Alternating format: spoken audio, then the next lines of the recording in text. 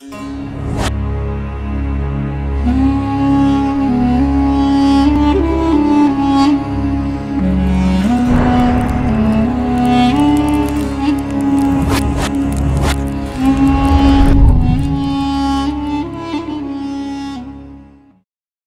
वालेकुम, आप देख रहे हैं आज पाकिस्तान। आज 10 मुहर्रमुल हराम यौम आशूर का दिन और आज की हमारा खुसूसी प्रोग्राम वाक़या करबला के हवाले से है। इतना सा खुलासा है करबला का, यजीद था, हुसैन है, और यही आज की हमारी तमाम गुफ्तगू का मौजू होगा। यकीनन इसमें उलमा इकराम, नात ख्वां, मनकबत ख्वां हमारे साथ शामिल होंगे और मुख्तलिफ़ जो पहलू हैं वाक़या करबला के, यौम आशूर के, उसका हवाला दिया जाएगा। वैसे तो मुहर्रमुल हराम एक बहुत ही हुर्मत वाला महीना है और वाक़या करबला से भी पहले यानी हुज़ूर अकरम सल्लल्लाहु अलैहि वसल्लम की ज़िंदगी में भी हम अरब में देखते हैं कि इस ख़ास महीने में तमाम जो इख्तलाफ़ात थे उनको रोक दिया जाता है, तमाम जंगों को थम जाया करती थी वो, क्योंकि इस महीने की, इन दिनों की अज़मत इतनी है। यकीनन इसमें किया हुआ कोई भी नेकी का अमल हमें कई गुना ज़्यादा इसका सवाब देता है। लेकिन फिर इस्लामी तारीख़ का ही ये अलमनाक पहलू है कि ख़ानवादा रसूल को, पंचतन पाक को इसी के दिन यानी इन्हीं मखसूस अयाम में, इन्हीं हुर्मत वाले अयाम में वाक़या करबला का सामना करना पड़ा, इन सऊबतों को, इन आजमाइशों का सामना करना पड़ा।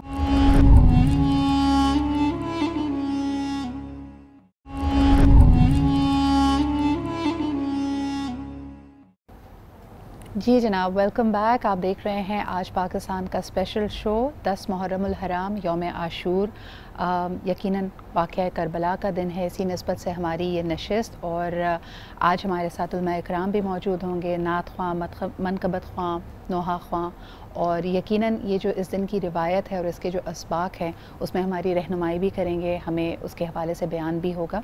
सबसे पहले हमारे आज के मेहमानों से, इस नशिस्त के मेहमानों से आपको इंट्रोड्यूस कराती हूँ। हमारे साथ मौजूद हैं अल्लामा सईद रज़ा साहब, बहुत बहुत शुक्रिया आपकी आमद का।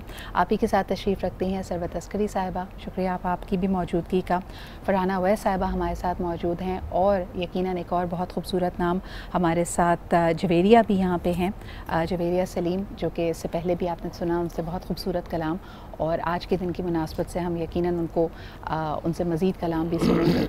लेकिन जब भी हम बात करते हैं वाक़या करबला की, मेरा पर्सनल एक्सपीरियंस भी रहा है कि इन रिवायात को, इन असबाक को जब दोहराया जाता है तो एवरी टाइम ये इंट्रोस्पेक्शन, ये रिफ़्लेक्शन आप पे कुछ और हकीकतें आया करती हैं। आपके अपनी ज़िंदगी के तजुर्बे और मौजूदा ज़िंदगी की सूरत हाल से जब आप एक तरह से मुआवज़ना करते हैं तो कई हकीकतें आप पे अश्कार होती हैं। अगर आज की हकीकत को भी देखा जाए तो कभी कभार दिल ये सोचने पे मजबूर होता था कि वो जिनको जन्नत की बशारत हुज़ूर अकरम सल्लल्लाहु अलैहि वसल्लम ने दुनिया में ही कर दी, जिनकी निस्बत का वो मकाम कि कहा गया कि जवान यानी जन्नत के जवानों के सरदार हैं, ना सिर्फ ये कि एक तरह से वारिस हैं, मुहाफ़िज़ हैं दीन के, उनका अपना एक मकाम है। इसके बावजूद अक़ल पे ये पर्दे पड़ जाना कि उनके ख़िलाफ़ तलवारें खींच ली जाएँ, हमें समझ नहीं आता था। लेकिन आज भी हक़ और बातिल की ये जंग जारी है, और सही और गलत के बीच में तफ़रीक़ करने की अल्लाह ताला हमें ताकत अदा करे, हमें तौफ़ीक़ अदा करे। आज के हवाले से, वाक़या करबला के हवाले से अपने तमाम मेहमानों को एक दफ़ा फिर खुशामदीद कहते हैं और उनसे बयान करने के लिए रिक्वेस्ट करूँगी। हमारे साथ मौजूद हैं अल्लामा सईद रज़ा साहब, तो मैं चाहूँगी कि आप वाक़या करबला किसी एक पहलू जो आपके ख़्याल में सबसे ज़्यादा अहम है और जो हमेशा आपके लिए इंस्पिरेशन का बायस बनता है, उसके बारे में बताइए। औज़ु बिल्लाहि मिनश शैतानिर रजीम, बिस्मिल्लाहिर रहमानिर रहीम। बिल्कुल आज का दिन बड़ा सख्त दिन है और ख़ानदान अहले बैत के लिए तो क़यामत का दिन है। ये क़यामत तो जब आएगी आएगी। मेरे ख्याल ये है कि ख़ानदान अहले बैत पे 61 हिजरी 10 मुहर्रम को क़यामत आ गई, इसलिए कि जो मज़ालिम अहले बैत पे हुए वो तो ज़ाहिर सी बात है, तारीख़ किताबें भरी पड़ी हैं कि हज़रत रसूल खुदा के विसाल के बाद आपके दामाद हज़रत अली को शहीद कर देना, फिर हज़रत इमाम हसन को शहीद कर देना, फिर हज़रत इमाम हुसैन को इतनी बेदर्दी से शहीद किया। और बल्कि मैं ये कहूँगा कि 10 मुहर्रम को हज़रत इमाम हुसैन का गला नहीं काटा गया बल्कि दीन का गला काटा गया है। 10 मुहर्रम को हज़रत इमाम हुसैन को शहीद नहीं किया बल्कि दीन को शहीद किया गया है, क्योंकि ये दीन के दुश्मन थे, हुसैन के दुश्मन नहीं थे। अगर हज़रत इमाम हुसैन इनकी बात मान लेते तो यकीनन ना उनका गला कटता ना खानवादे का गला कटता, लेकिन क्योंकि इनकी बात नहीं माननी थी और यजीद एक लिबादा ओढ़े हुए था, जैसे शैतान फरिश्तों की सफ़ में आके बैठ गया था और परवरदिगार ने कहा तू तो है ही इब्लीस, तूने तो लिबादा ओढ़ा हुआ है। तो या परवरदिगार ने इब्लीस को बेनकाब किया था या इमाम हुसैन ने यजीद को बेनकाब किया। और इस तरह से इमाम हुसैन को बेदर्दी के साथ 3 दिन का भूखा प्यासा खानमादे के साथ शहीद कर देना और दीन के गला काट देना, और हम उस 61 हिजरी से जो है ना उस इस्लाम के उस कटे हुए लाशे को लेके अब तक चल रहे हैं। और यजीद आज भी है, उस वक्त का यजीद बेनकाब हो गया, लेकिन आज का यजीद बेनकाब नहीं है इसलिए कि आज कोई हुसैन नहीं है। यजीद आज भी है, वो अपना वही काम कर रहा है, लेकिन आज कोई हुसैन नहीं है, कोई गला यजीद को मार सके। आपने बड़ी इंटरेस्टिंग बात की है। सरवत आपा, आपकी तरफ लेके आना चाहूँगी कि जब भी यजीदियत का जिक्र किया जाता है तो लोग शायद इसको समझते हैं कि कोई रिलीजन कार्ड इस्तेमाल किया जा रहा है, लेकिन हमारे व्यूअर्स के लिए, सुनने वालों के लिए, देखने वालों के लिए अगर हम यजीदियत को समझना चाहें तो आप इसको कैसे तशबीह देंगी, कैसे समझाएंगे?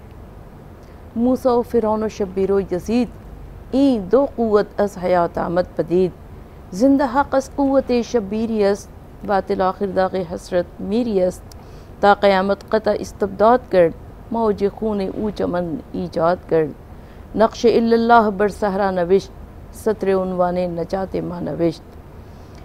हक़ और बातिल का मारिका अज़ल से लेकर आज तक और आज से लेकर ताअबद जारी व सारी है। क़यामत तक ये जारी व सारी रहेगा और हमेशा मुट्ठी भर हक़ परस्त बातिल क़ुव्वतों के ख़िलाफ़, ताग़ूती क़ुव्वतों के ख़िलाफ़ यकजा रहेंगे।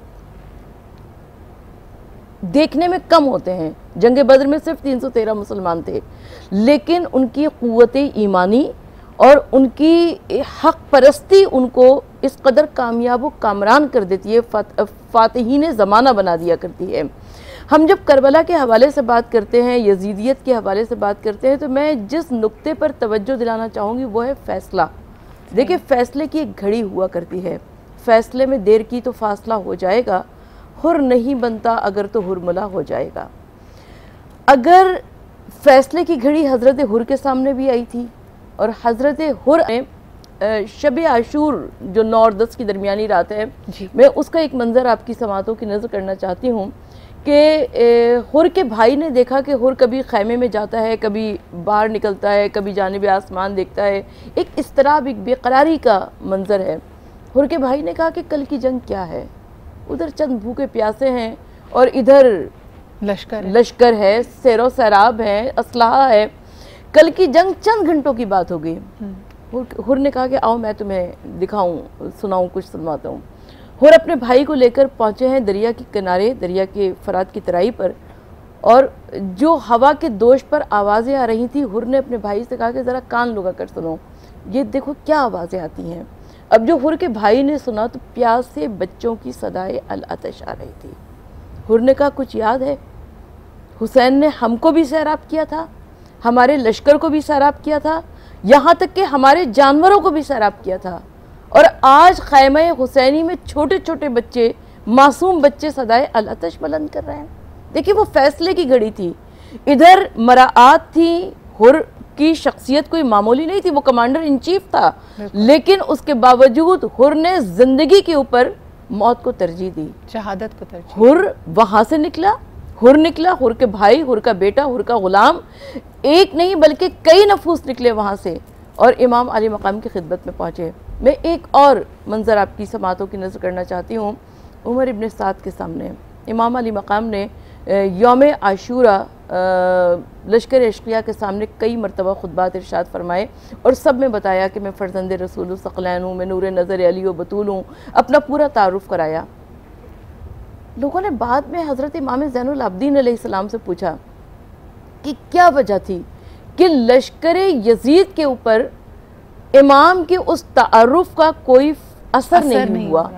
तो हज़रत इमाम ज़ैनुल आबिदीन अलैहिस्सलाम फरमाते हैं इसलिए कि उनके शिकमों में माले हराम था।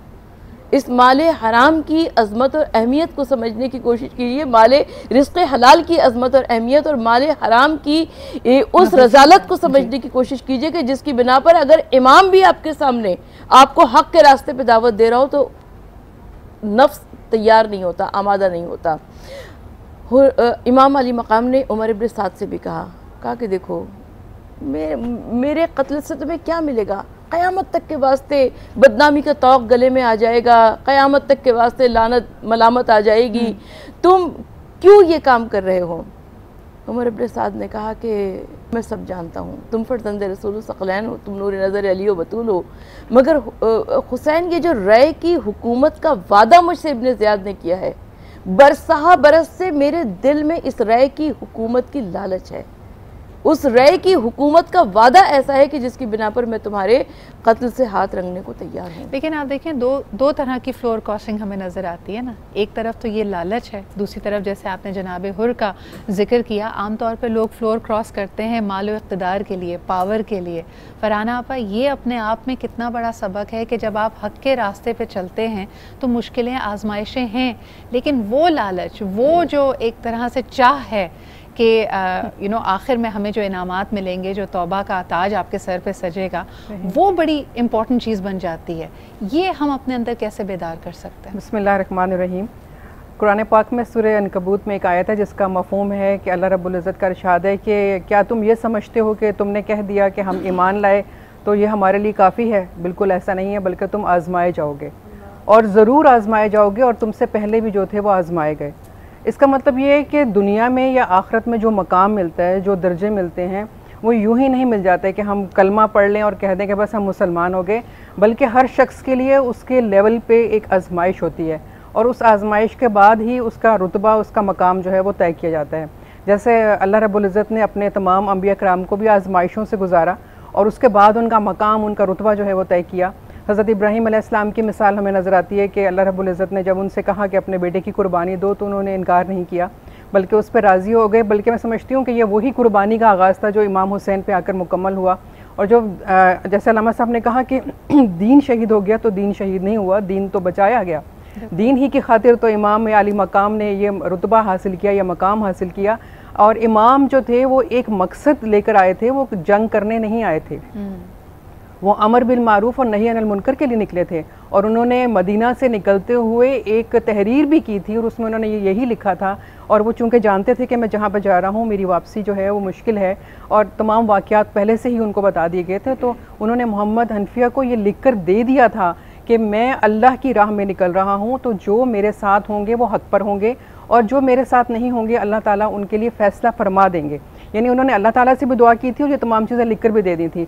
तो जब हम ये कहते हैं कि ये जो जंग थी ये इक़्तिदार की थी, तो असल में ये अक़दार की जंग थी, ये नज़रिए की जंग थी कि इमाम ने ये कहा था कि मुझ जैसा तुझ जैसी की बैत नहीं कर सकता। तो क्यों कहा था? इमाम ने ये महसूस किया था कि दीन में तब्दीली की जा रही है, तमाम इदारों को बर्बाद किया जा रहा है, दीन को अपनी मर्ज़ी से जो है वो इस्तेमाल किया जा रहा है। तो इमाम ने ये बिल्कुल भी कबूल नहीं किया कि वो दीन जो मेरे नाना जान ने जिस तरह मुश्किलात के साथ, परेशानियों के साथ जिसको लोगों तक पहुंचा दिया है अल्लाह के पैगाम को, उसमें कोई मामूली सी भी तब्दीली की जाए, कोई तहरीफ की जाए, तो यही वो बुनियादी पॉइंट था जिस तब्दीली को रोकने के लिए इमाम ने यह तय किया कि मुझे वहाँ तक जाना चाहिए, उनसे बात करनी चाहिए। मकसद जंग नहीं था। अगर जंग मकसद होता तो इमाम अपने पूरे खानवादे को लेकर नहीं जाते, औरतें थीं, बच्चे थे, तमाम लोग। लेकिन इमाम ने असल में जो बुनियादी मकसद था कि ला इलाहा की मानवियत और मकसदियत को कायम रखा जाए, उसके तहत आपने वो सफ़र किया, वो सोबतें उठाई और उस पैगाम को आगे पहुंचाने की कोशिश की। और ये वाज़े भी कर दिया कि अगर तुम मेरे साथ हो तो हक पर हो, अगर तुम मेरे साथ नहीं हो तो अल्लाह हमारे दरमियान फ़ैसला फरमा देगा। अल्लाह अकबर।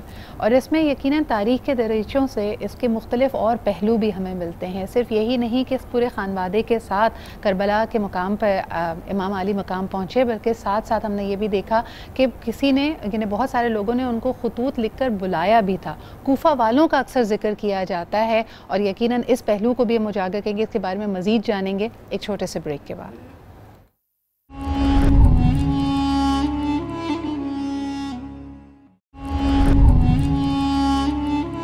यकीनन जब हम बात करते हैं पंजतन पाक की, तो आज का दिन, आज के दिन के वाक़यात हमारे लिए सबक आमोज़ हैं।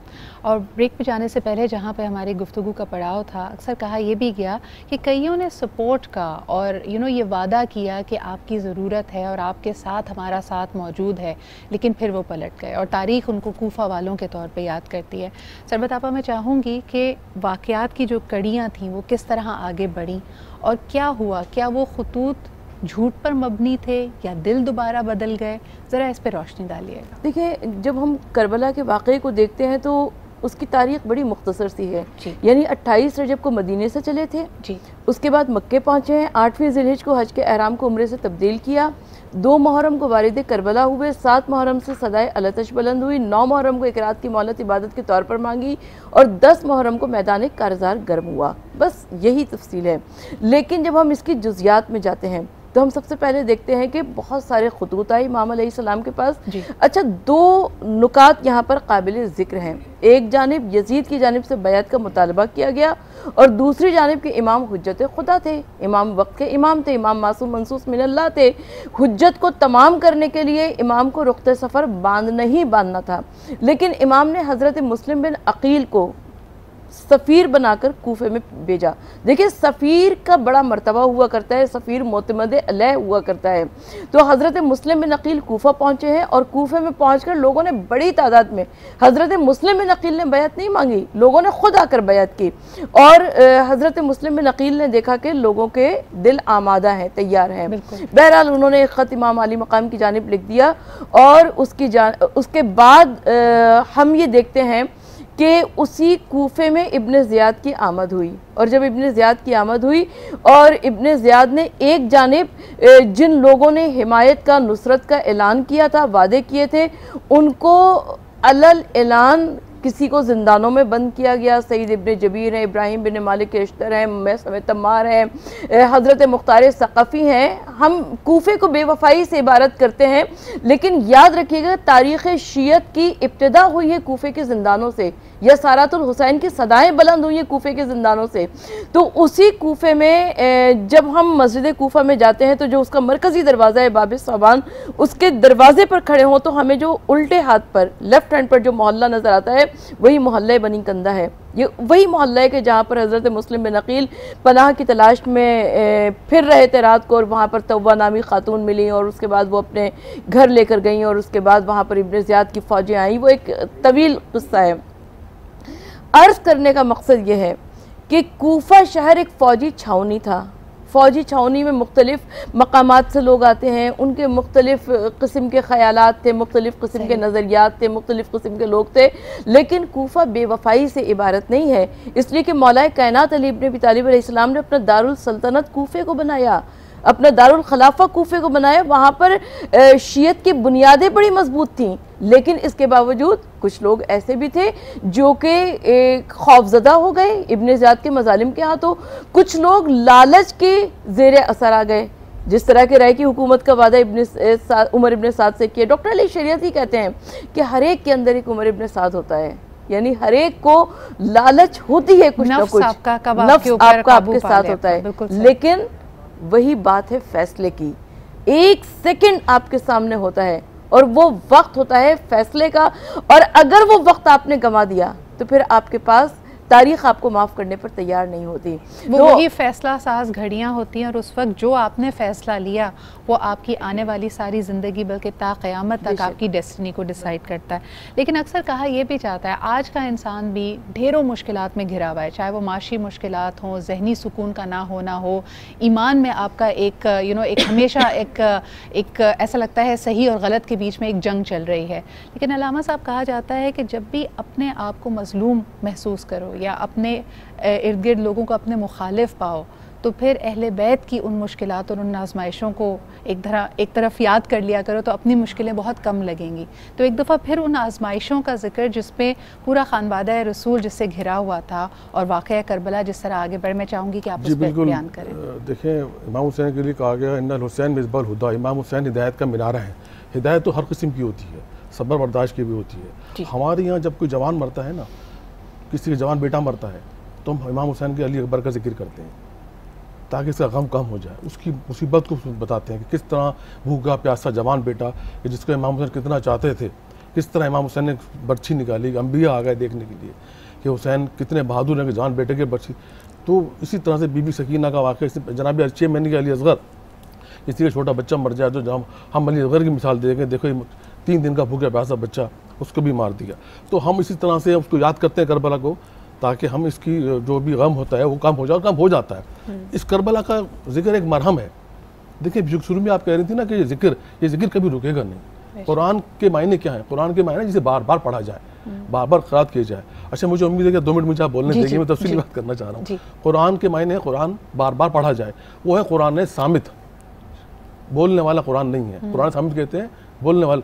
ये इमाम हुसैन कुरान नातिक, इनका जिक्र देख रही हैं मुसलसल 14 सदियाँ गुजर गई हैं, तब्दील नहीं हुई आज तक कोई, 1400 साल हो गए, तब्दील ही नहीं हुई। इसलिए कि कुरान को भी बार बार पढ़ा जाता है, करबला को भी बार बार पढ़ा जाता है।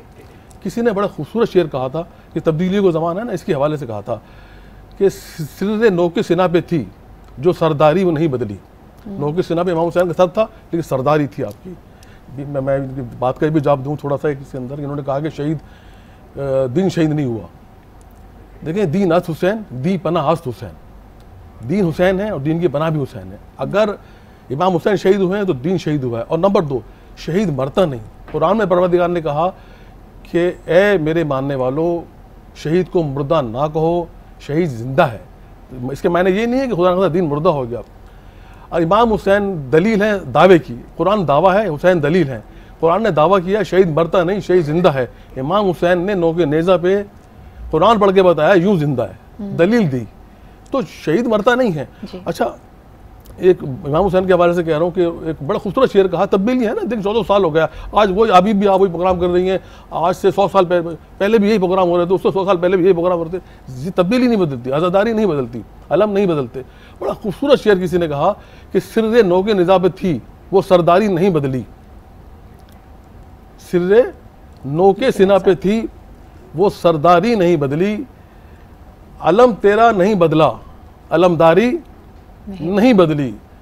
बड़ी तब्दीलियां देखी गुज़िश्ता 14 सदियों में, हुसैन इब्ने अली तेरी आज़ादारी नहीं बदली। सुभान अल्लाह। और बेशक ये सिलसिला जिस तरह हम कहते हैं, क्योंकि ये सबक आमोज़ है, जब भी ये तारीख़ दोहराई जाती है, जब भी इन दरीचों को हम दोबारा जाकर पढ़ते हैं तो हमारे अपने अंदर एक बड़ी तब्दीली आती है। हमें ख़ुद हक़ और बातिल के बीच में तफरीक करने का हौसला मिलता है और आजमाइशों को एक तरह से उनको फ़ेस करने की एक दोबारा से नई इंस्पिरेशन मिलती है। हमारे इन मेहमानों का बहुत बहुत शुक्रिया। एक ब्रेक की तरफ हम बढ़ रहे हैं। बहुत शुक्रिया अलामा साहब हमारे साथ मौजूद थे, सरवत आपा और फरहाना आपा यहाँ पर मौजूद थी। एक ब्रेक लेते हैं, वापस आते हैं और उलमाए कराम और नातख़्वां हमारे साथ होंगे। देखते रहिए हमारी खुसूसी नशिस्त वाक़या करबला के हवाले से 10 मुहर्रम उल हराम का स्पेशल प्रोग्राम।